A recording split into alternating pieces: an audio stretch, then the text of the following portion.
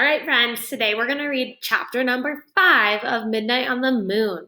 Once we're done reading, you're going to need to write a summary of the chapter. So while I'm reading to you, you need to think about what the most important part of this chapter is. Chapter 5, Hang On. Annie drove the moon buggy over bumps and hollows. It bucked like a bronco. I'm going through there. She pointed to an opening between two mountains. Jack held on to the dashboard. The buggy bumped towards the opening and shot through. On the other side, the ground was even rockier. Look for the M thing, said Annie, bouncing up and down. Jack groaned. Looking for anything on this wild ride was impossible. Slow down, he said. How? Try pressing on the brake pedal on the floor slowly. Annie pressed the brake. The buggy slowed down. Jack sighed with relief. The ride was still bumpy, but now at least he could say he took a good look at the moon. He had never been onto such a colorless, barren place. There was no green, no blue, no red. No water, no trees, no clouds. Only a giant gray rock and craters and an American flag. There it is. That's what the moon looks like. Check out Jack and Annie in their moon buggy. Oh, man, said Jack. That's from the first astronauts who landed on the moon. And look, a telescope, said Annie. She drove near the flag and telescope. Then she put her foot on the brake until the buggy stopped. She pressed a button that said off. Then she and Jack hopped out. They took slow, giant steps to the site of the first moon landing. Besides the flag, Annie read aloud. Here men from planet Earth first set foot on moon. July 1969 AD. We came in peace for all mankind.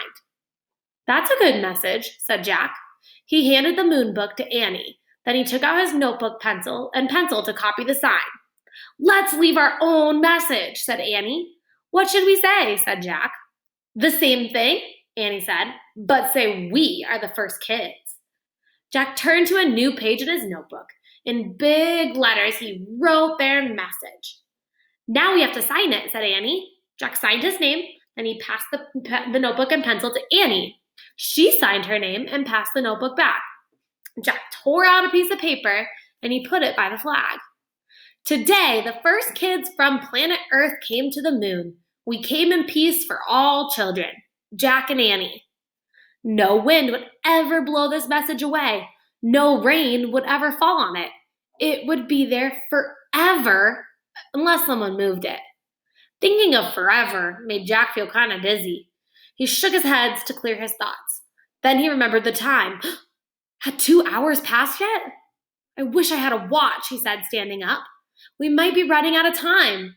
Oh, wow. A moon man, said Annie. What? Jack turned to look at her. She was staring through the telescope. Jack walked over to the telescope. Annie stepped aside and he looked too. Jack gasped. In the distance, something was flying above the ground. It looked like a giant man in a spacesuit.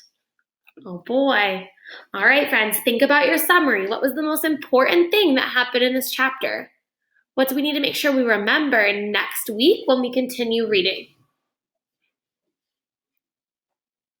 Where are Jack and Annie? What did they see? And more importantly, who did they just see? Okay, when you write your summary today, you have 2 choices. You can write on your paper and then take a video of yourself reading it to us, or you can use the drawing app to draw your summary. Go ahead and get started.